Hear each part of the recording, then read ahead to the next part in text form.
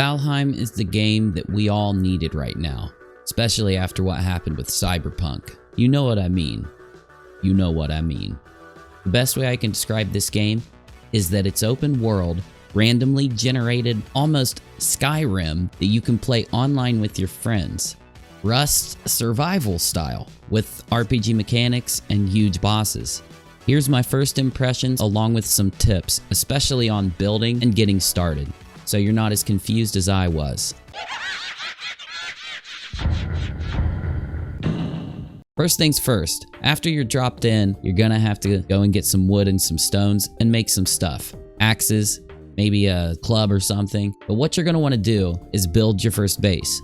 Now, you can actually go and find houses in the meadows, which is really close to where you spawn, and you can use those as almost a layout, a beginner's layout. Some of them will even have roofs or even treasure in a chest in there, because you're gonna need to build a workbench.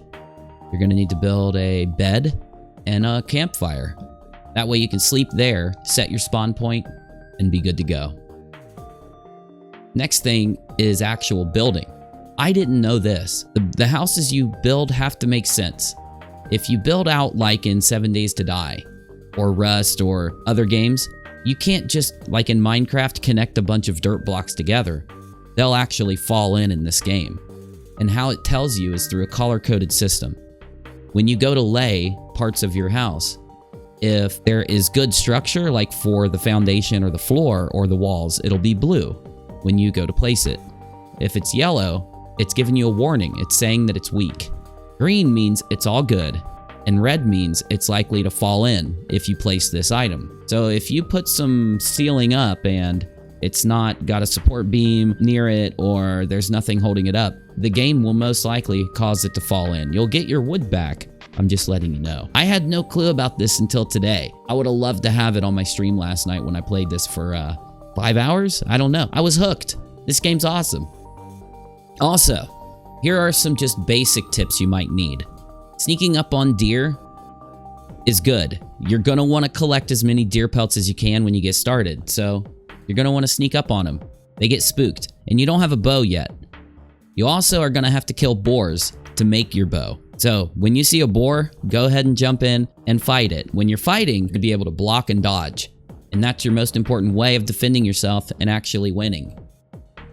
Repairing tools is easy and cheap after you make a workbench, so don't worry about that. You will be able to repair all your tools very easily.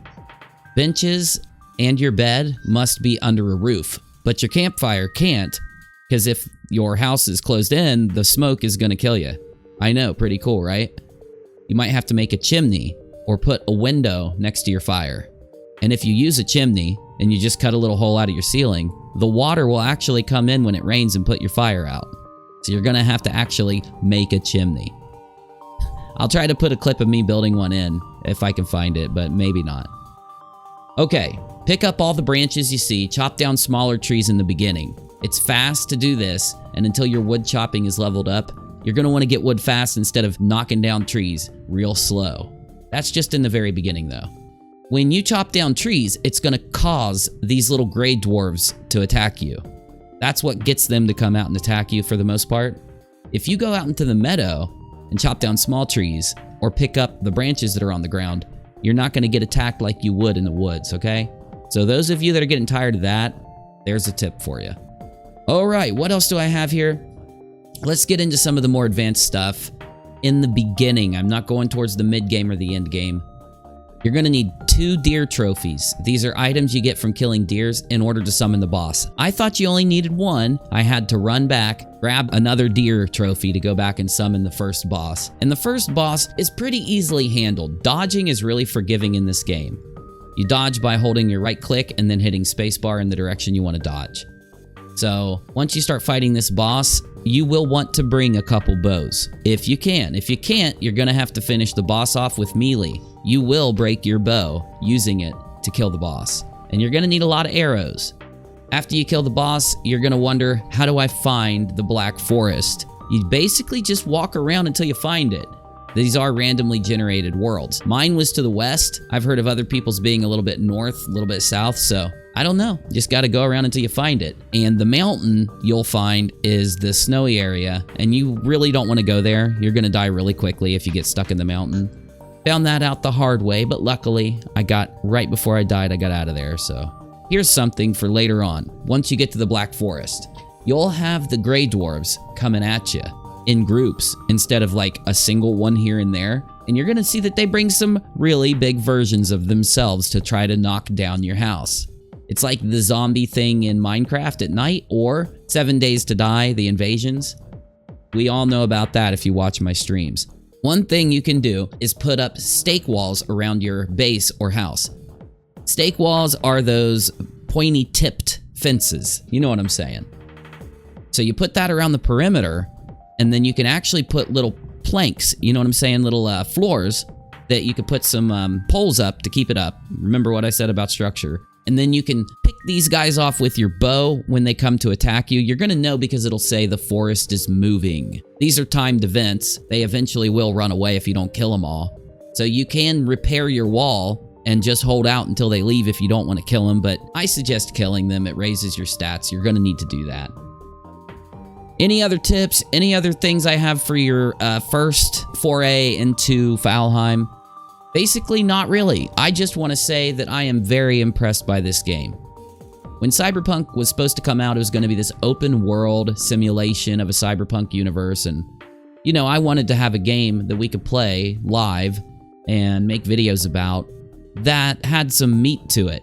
Took some time, had some secrets, some hidden things, and all of us would be interested in. And Cyberpunk fell flat on its face. At least here with Valheim, we have that thing that we wanted. Maybe not the same type of game, but it fits all of those. It ticks all those boxes, right? So you go to the first area and you build this big house and you go around and do all this stuff. And the next thing you realize is you've got to leave your house. When you get into the next area, you're weak. You're actually in danger. So you got to do some running and dodging and run away a lot. But once you get the ore and smelt it and build some better armors and weapons, you'll be terrorizing the second area. And you'll be ready to fight that boss and go on to the next one. Then, as it gets going, you're going to find dungeons. You're going to find that you have to sail across the sea. And you're going to have your boat besieged while you're on the way. It's not just going to be easy. So in the end, Valheim has given us, in the first 2 weeks of release, a better game structurally than even Cyberpunk for this 8-year game that they put out. Hopefully they get that game fixed up sometime soon, right?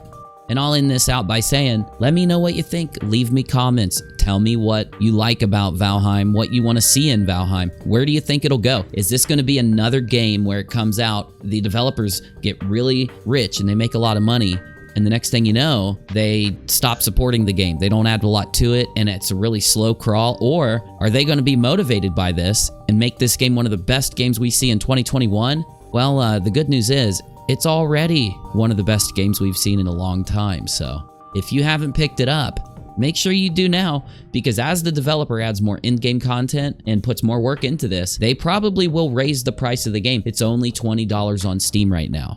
And they have talked about raising the price as time goes on.